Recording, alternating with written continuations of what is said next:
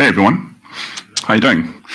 I'm going to count this as a standing room only, even if everyone's seated. So I really appreciate everyone coming here. And yeah, it's cool to be part of a BBD event. I haven't been invited before, but we'll see if it happens next year based on how the next 45 minutes go. My name is Simon. I'm from a company called the AI Shop, and we're not going to make a secret about what we do. So we're diving full into the Gen AI space, as I'm sure a lot of you are playing around with, and it's a really interesting space. And this talk has got nothing to do about that. And in fact, this talk has got nothing to do about tech either. So if you're here for a lot of curly braces and things like that, you're in the wrong room. But hopefully you'll be polite enough just to stay, so it looks better when they take some pictures. So this talk is about the 10 career hacks that I wish I'd used. This is not me preaching to you about how to have the perfect career. There's enough people that I know who are here who know that I haven't had the perfect career. Thank goodness. This is things that I wish that I'd done from the beginning. I don't think trying to construct a perfect career is even a good thing, because who knows what's going to happen. And hearing from Lucky's keynote, I think we're all a little bit uncertain about the future, and I'm talking about tech only. Let's forget about all the other stuff that's going on. It's a really interesting space, and that's saying it in a very optimistic way. I've been around a while, and I've seen lots of trends come and go, and been on various ends of the bell curve, which is different to how it was when I was at school. And this is a little bit different. This is a bit different to how it's been in the past. I was a big DocumentDB sort of fan, and pushed the whole Mongo thing, pushing it into places that it shouldn't have gone. But I mean, that is what it is. Thankfully, this isn't being recorded or streamed or anything like that. But it's interesting to see things come and go, and it's also really interesting to see the fact that we work in this really weird, abstract thing. So who's successfully explained to their parents or their friends what they do for a living? Because someone needs to explain to me what I do for a living, because I don't really understand it. And it's not because it's super complex, it's because it's this weird abstract thing.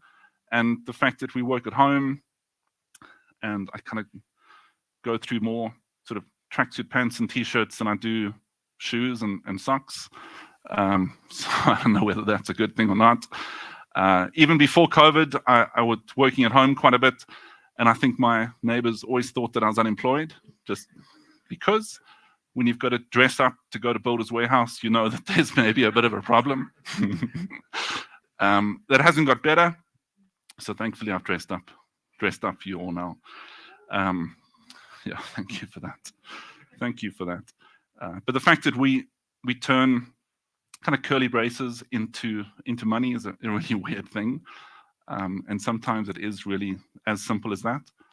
I've been doing quite a bit of Python recently, so there's no more curly braces, but thankfully there's a bunch of tabs and that sort of thing.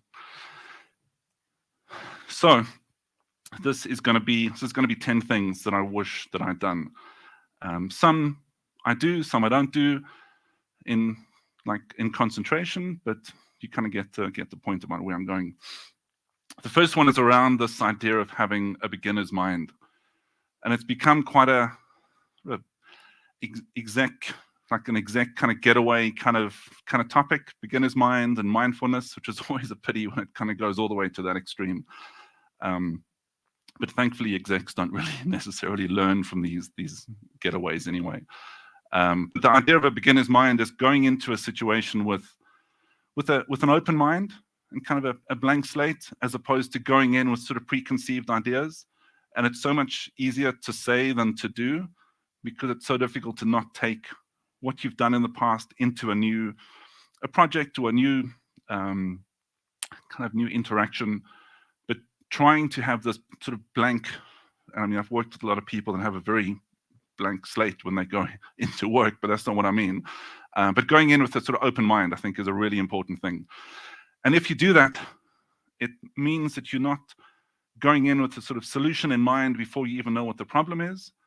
And I'm sure a lot of you who are customer facing, and I think a lot of the sort of development world is kind of more customer facing as it was before, where it had that joke about sliding the pizza under the door. I think that's pretty much a done deal now. I don't think a lot of people can kind of hide from the customer. But often a customer wants some solution, and even without hearing enough about the problem, you kind of have this preconceived idea about, well, we need this thing and that thing and that thing. But trying to go in with a blank, just a blank mind in a good way is a bit of an art form that I think is something that we don't do enough, and I don't do enough. And the connection with that is really just listening more than talking, which I know is a bit ironic for the person standing in the front. But again, this idea of beginner's mind, I think, is a really important thing to keep in mind. The next one, and this actually comes from a Chris Rock Netflix special, and I'm not going to do a Chris Rock impression, so anyone diving for the mute button, don't worry about that. You learn your lesson once and you don't do it again. But the idea with this is that sometimes you're not the rock star, and I'm not making fun of anyone that is a tambourine fan. It's open to all ideas and all musical instruments, but you get the idea. This is not you're not going to be the lead tambourine player. It's very much a sort of, I was going to say second fiddle. It's way too much music metaphor here. But sometimes you've got to do the smaller task, and that's kind of your role. And it can be difficult when you've been around a bit and you've gone up the ranks and kind of gone up the corporate ladder to whatever extent. And sometimes it's difficult to play that secondary role or the tertiary role. But I think it's something that's worth doing, because there's always going to be situations where you're not the lead on something. And whether it's, again, in life or in business, it doesn't matter. But being able to kind of alternate between I'm happy to lead or I'm happy to play the secondary role or the tertiary role is really important. It's a really important way of working. And I've always had this theory, which teams that I've managed have never enjoyed, so I'm not going to try and push it here. But I've always had this kind of idea that when you're on a project, you shouldn't be updating your LinkedIn profile. And what I mean by that is you should be making these decisions that are purely for the customer, and you're not there to kind of drive it for your own interest. So again, kind of playing secondary and kind of letting the customer lead, and you do what they need as opposed to doing something that you just want to put on your LinkedIn profile. Again, not something that I've always done consistently.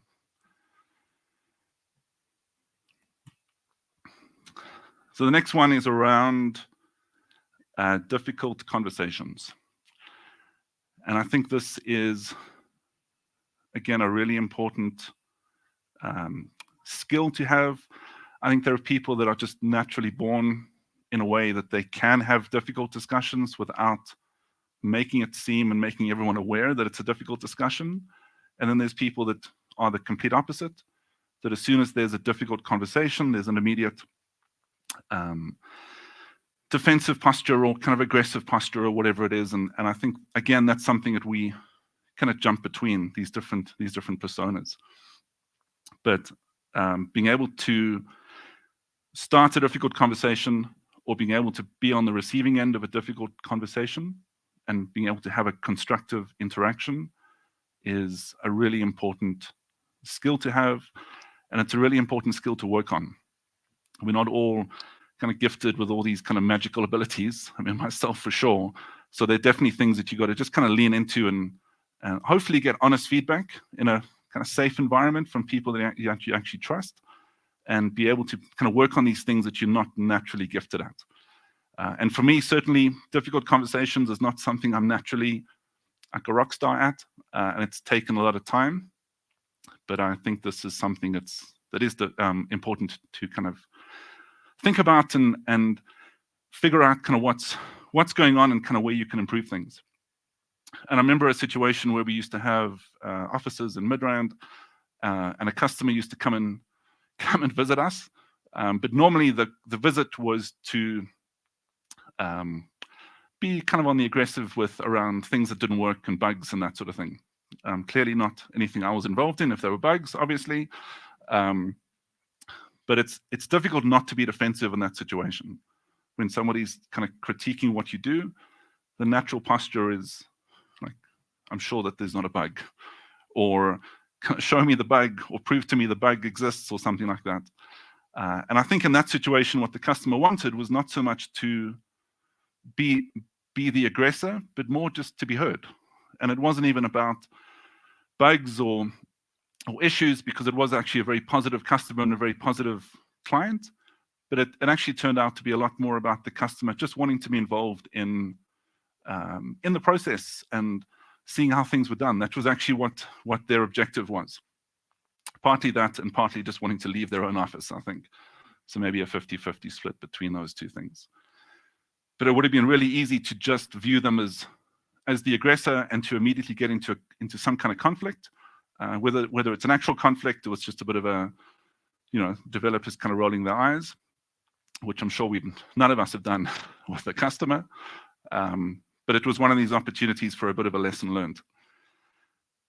And the other situation for a difficult conversation is when you're having a one-on-one with someone that you report to, or more typically where they report to you, and you need to get through certain things.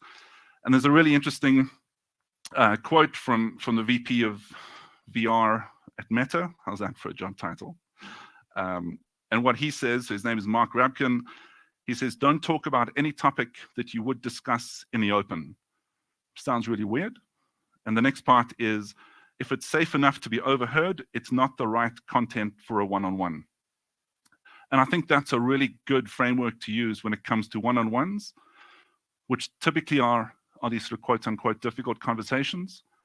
It's so easy, and this is a mistake that I've made, where you talk to somebody that's maybe not performing, but you phrase things in a certain way that makes it kind of really softens the blow, but you do it to such an extent that they walk away thinking that you've praised them, and you walk away thinking that you've, like, borderline given them marching orders, and that doesn't really help, because then no one actually, like, we've got these two completely different things, which invariably makes the next one-on-one even more problematic.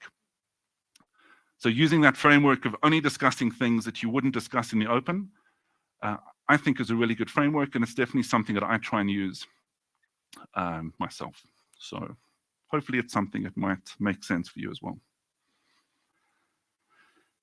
So the next one is around assholes. Can I say that? I'm sure you've all read the book. There's a really good book by a chap called Robert Sutton.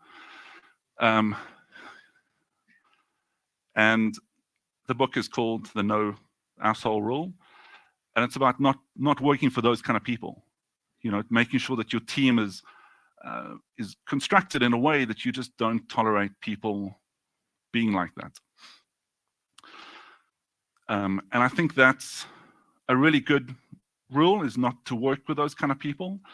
But this is actually not what this slide is about. It's actually the opposite. It's actually not being one of those people. And I'm 6'3", so I look down on a lot of people.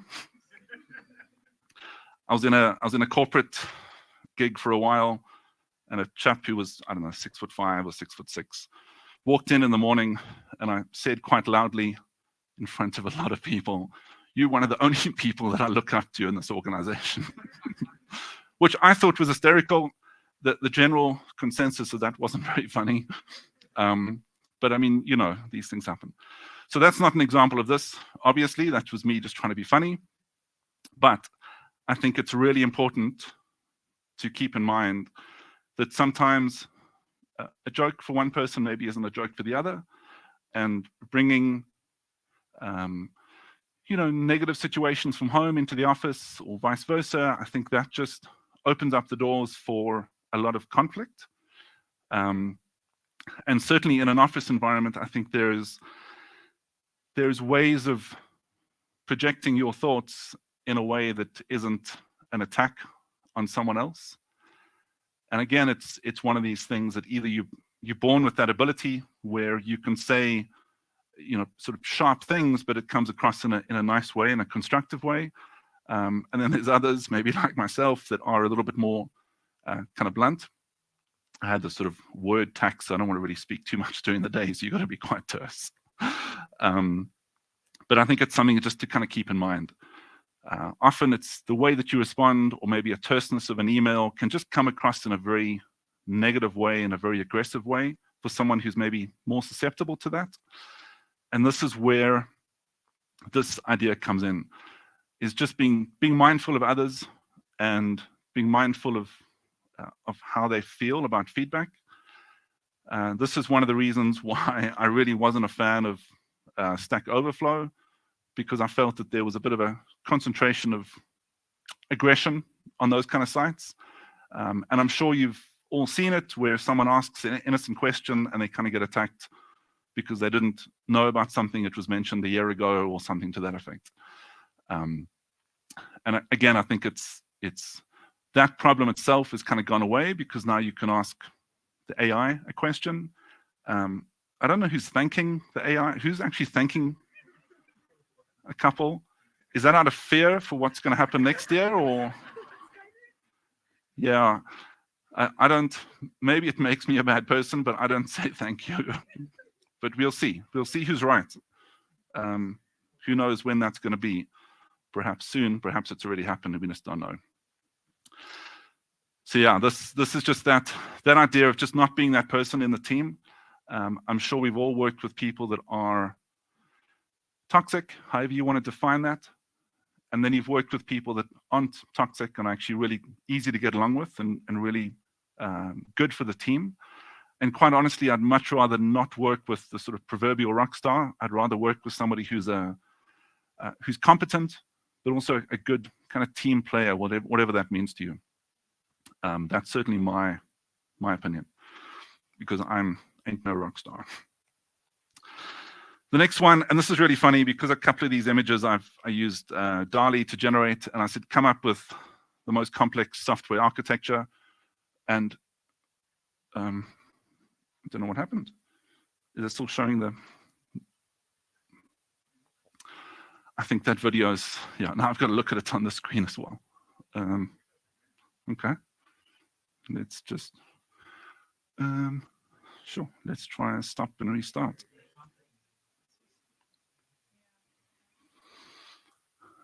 Is that working now? I think that video, it was doing something to my Mac as well. So anyway, it's a nice video, so I don't mind it playing, but anyway. So I asked DALL-E to come up with the most complex software architecture, and this is all just rubbish. It doesn't actually mean anything, but it's really funny that they put microservices in there, which I think is really funny. I had a colleague in another, who has their own consulting company, and in the wall behind their desk, they had the whole ERD diagram of the system that they'd done for this customer. And they're a database kind of focused company, or at least they were, so it's not like they didn't understand that this could have been a bit of a joke. And they said the reason they did that was purely to demonstrate to the customer how complex the system was, to kind of substantiate the invoice, which I thought was quite funny. So lesson, you guys can print out ERD diagrams and get them framed, apparently. But this point is not about actual software, because that's not actually the point of anything, really. It's about the ability to explain something.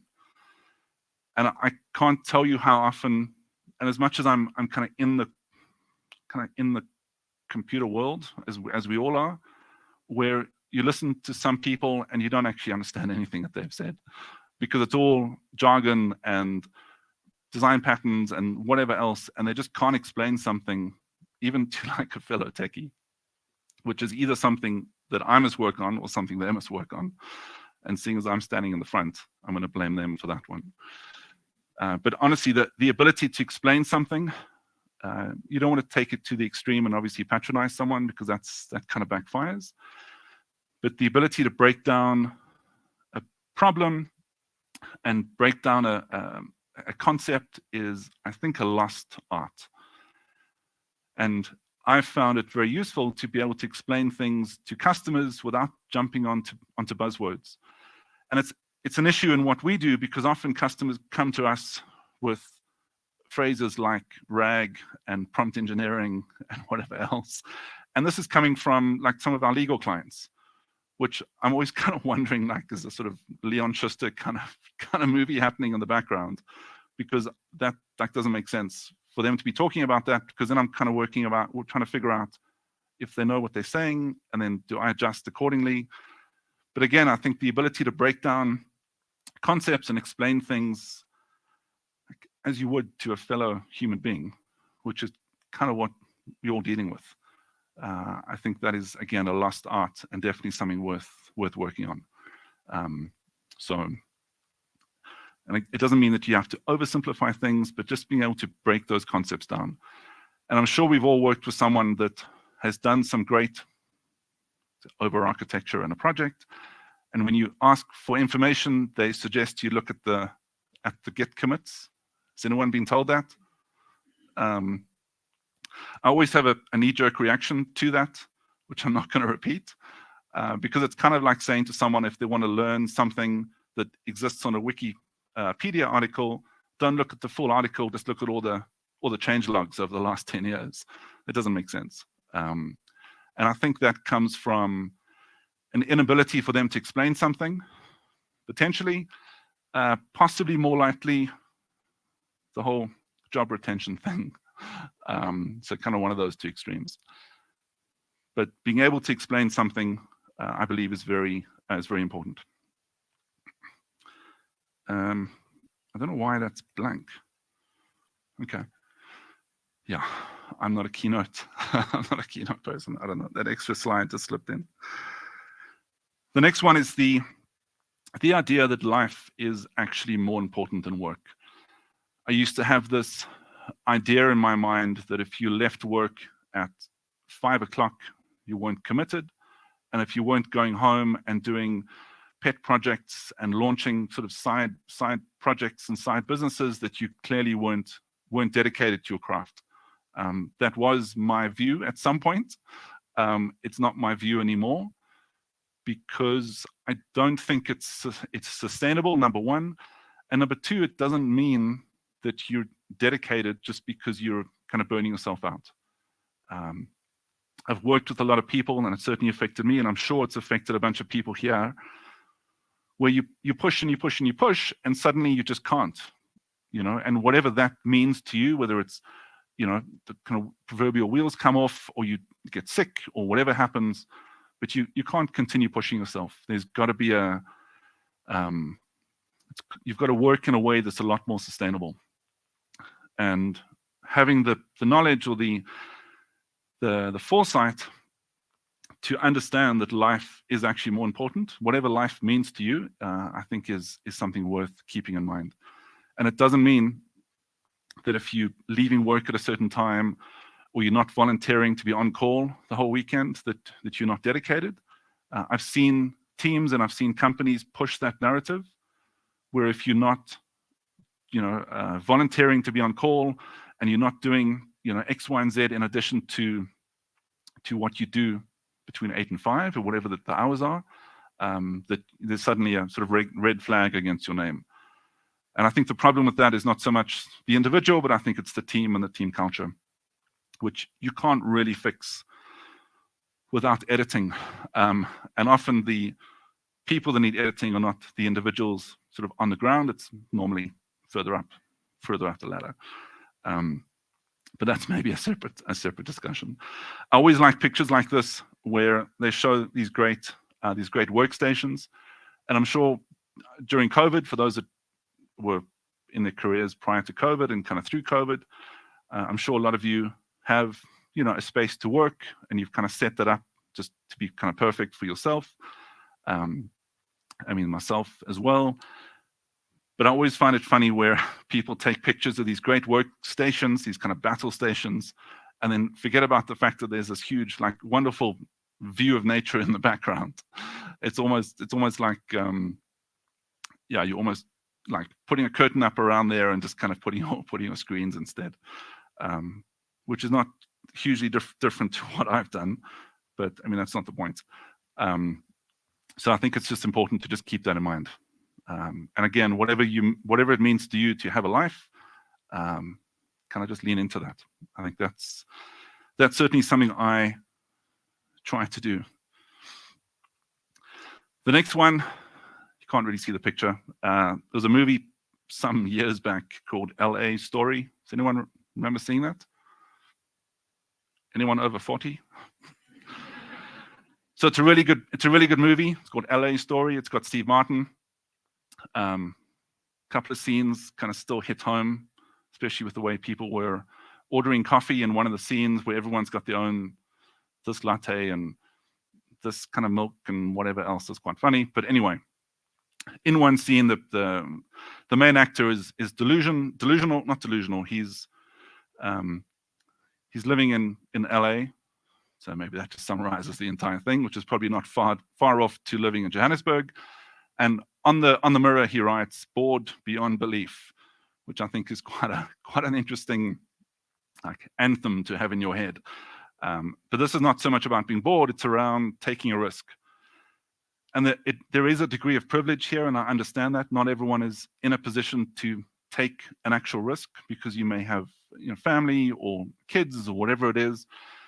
But I still think you can take, even if it's smaller risks. And sometimes that means, like Lucky was chatting about in the keynote, do you learn this framework or that framework? And I think that sort of plan that he had that guides your decisions, I think is a very valid one. But I also think it's useful occasionally to just take a wild risk and a wild guess at things as well. Because no one really knows what's going to be the next big thing. And there is so much churn and there is so much noise. And I think most the influencers are very guilty about this as well, because they're sponsored and then they kind of push this narrative over that narrative. And I think it's useful to look at taking a bit of a risk with what you learn. If we all learn the same thing, we're not going to discover these interesting combinations of technologies or these interesting ways of doing things. And that's why I think it's also useful when you go through this process of figuring out what risks to take is, all that you learn is going to feed into your next project. So if you were a React person and now you're moving to Angular or whatever combination of things that you're learning, often those patterns and practices are still applicable to some degree. Not kind of copy and paste, I understand that. But I think the essence of what you learn with any technology is useful going forward. And you also find that a lot of these frameworks and a lot of these products copy from each other over the years. What was something that you would pretty much have to use a document database for, a lot of that kind of technology is now built into more mainstream databases. So taking those risks and learning these potentially fringe things or kind of risky things, just risky in terms of career more than anything else, probably career and deployment, I think it's a really useful thing. So taking a risk and trying something is worth doing. So the next one is around communicate. I'll get into why I did that. You've always got to be so careful about putting up generated images. We were doing a demo and a customer asked us to do it live, and it worked out, but it might not have for something. Nothing worse than testing in front of a customer, but nothing worse than testing in front of a customer using one of these Gen AI models, and it's an image. But yeah, thankfully that situation worked out. I think there's a lost art in being able to communicate. And I also understand the hypocrisy of this. I'm not someone that runs around greeting everyone, and it's not because I'm an asshole. I mean, of course it can't be that. It's just kind of how I'm wired. But I do think the ability to communicate, and it follows in with what I mentioned earlier around being able to explain something, but it is a bit of a secret power, secret weapon. And not everyone wants to communicate in front of a bunch of people, especially when it's been recorded and there's lights and camera and whatever else going on. It all kind of adds to the weirdness. Don't misunderstand that. But the ability to communicate something and communicate it reasonably well is definitely a great career hack. So definitely something to keep in mind. Again, you don't have to go and submit talk topics and do that whole thing. If it's not what you want, that's cool. But even just asking a question in a talk or asking a question in some company briefing just kind of starts that process. And it's often the people that can communicate are often the people that are then rewarded for that, because you naturally become someone who can lead other people, which is weird. I wasn't always, and probably am not still, a great communicator. That doesn't mean that this isn't valid advice. Of course it is. But when I was at school, my parents dragged me off to drama school. I think punishment for not communicating enough, that's what I believe, truly. I think maybe it was more to try and get me to communicate, but there's a fine line between trying to help someone and trying to punish someone. So when I came out to Joburg when I first came out to Joburg, I was actually in a movie. It's not this movie. And this is how everyone in the 80s looked. So this is not me trying to do anything funny. But it was a really terrible movie. It starred, I'm going to air quote that, the guy on the right-hand side, for those who remember Chips. And it also starred this guy, who you might remember, which means, as my claim to fame, this is also my LinkedIn cringe, I think is the new phrase. It also makes me 3 degrees from Kevin Bacon. So doing autographs later. I used to actually have that on my LinkedIn profile just because I thought it was funny and no one would take it seriously, even though it was true. And for me, that's the funniest joke, when people think you're joking and you're not. I've got a very deadpan sense of humor, just in case anyone didn't pick that up already. But then a couple of people complained, so no, you can't do that. You've got to pretend to be this exact kind of thing. And everyone pretends to be exact kind of thing. But it was actually true. So anyway, I've taken it away. Maybe I should add it back. For those that want to help the movie get a better rating than Star Wars Acolyte, we're almost there. We just need a few more votes to get it over that. That's the movie. So it also starred the guy from Blue Lagoon. I was going to put the Blue Lagoon VHS cover on there, and I thought, whoa, let's not do that one. No. If you know, you know. The next one, that's right on the verge, and then we stop, just in case anyone wonders. The next one is around the ability to get things done. And this is going to sound weird because we kind of paid to get things done, you'd think. But for the most part, we're often not paid to get things done. We're often paid to sit and look busy. Maybe not in a company like BBD, of course. But in a lot of companies, you're paid to go to work. And I think that's why managers want people to go back into the office. It's so difficult to manage the chair if no one's sitting on the chair. So the ability to get things done, I think, is really important.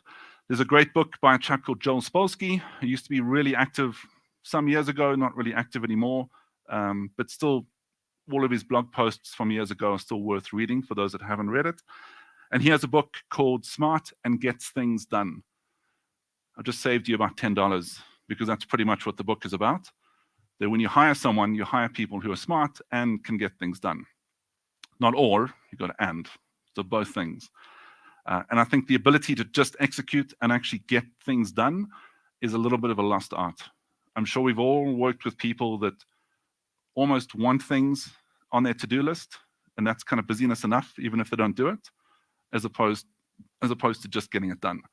And I think often that becomes the problem with a startup person like myself going into a corporate, whether it's for consulting or whatever else. There's a little bit of a disconnect. And I don't mean that because I'm better and they're worse. I mean, it could be, but I don't know if it is. Let's be humble about that. It's more because I just can't understand how someone just can't just send the email. Don't plan to send the email and put it on Jira. Just send the email. I can't understand it. But often that conversation doesn't end up very productively. But let's leave that there. So being able to get things done, and ideally get it done with some degree of passion, some degree of enjoyment. I think, and I kind of touched on this earlier, we're super lucky to do this weird abstract thing that we do, where we can't really explain to anyone about what we do, and it's not because we're trying to be arrogant, it's because we half the time don't really understand it either. It's like this weird thing. So if you can have passion for that, it really grates people when you meet people who aren't in the industry, because they can't understand how you do this weird abstract thing and you actually enjoy it and you get paid for it. Like, it causes a lot of grief. So clearly it's a good thing to talk about at the next family braai. Talk about how much you love your job and you do this weird abstract thing and you basically just turn curly braces into money. So, or tabs for those that were doing the other language.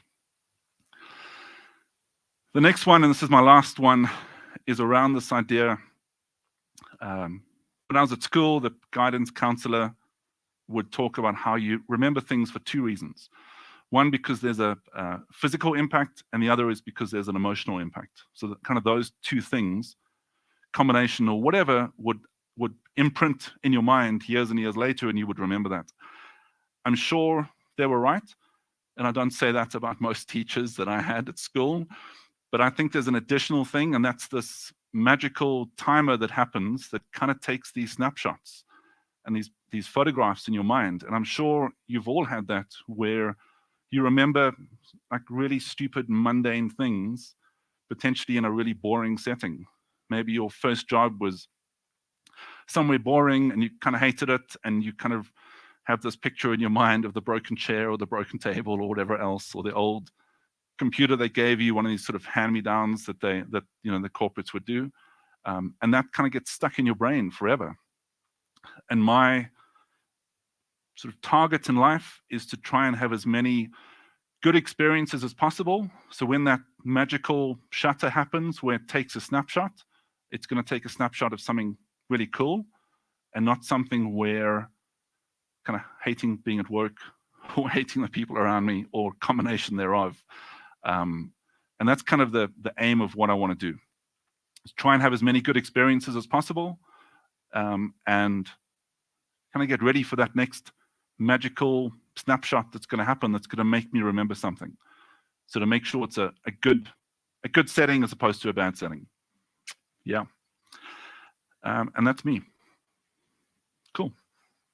Thank you, everyone.